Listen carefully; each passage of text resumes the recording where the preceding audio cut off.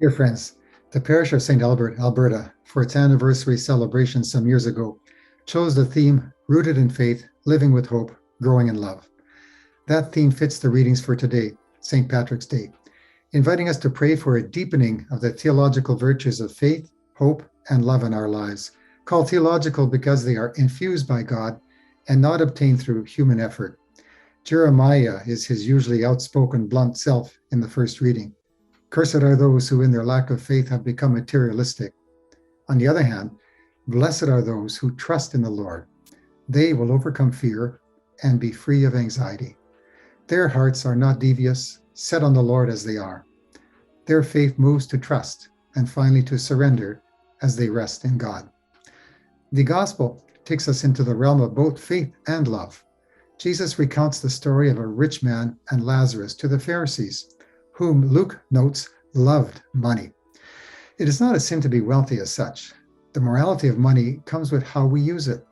If, in a lack of faith, one hoards wealth and does not use it generously to help the poor and needy, to do what one can to bring greater justice and equality into the world, then it indeed becomes the sin of greed and selfishness, and actually even a curse.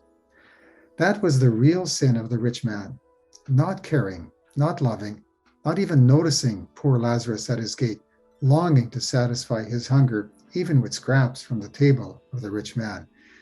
It is so easy for us to insulate ourselves from the plight of the poor, the homeless, the mentally unstable, those with whom we would rather not associate.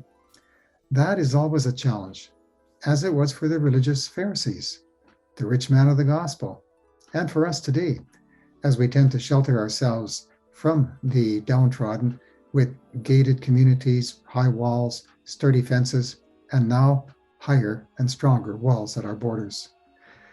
A lawyer in San Antonio, while making a large pot of soup, was disturbed by the constant bickering of her grandchildren.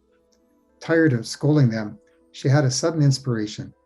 She loaded them up in the van, took along the pot of soup and some sandwiches she made, drove down to a bridge where many homeless persons were camped, and with her grandchildren, fed the homeless.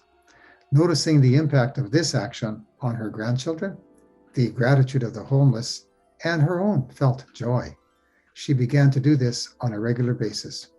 Others joined in to help her. Her initiative is now decades old and still growing. She put her faith into practical love, noticed Lazarus under the bridge, and became a good Samaritan. Like her, let us pray for a strong faith that will express its hope through works of charity.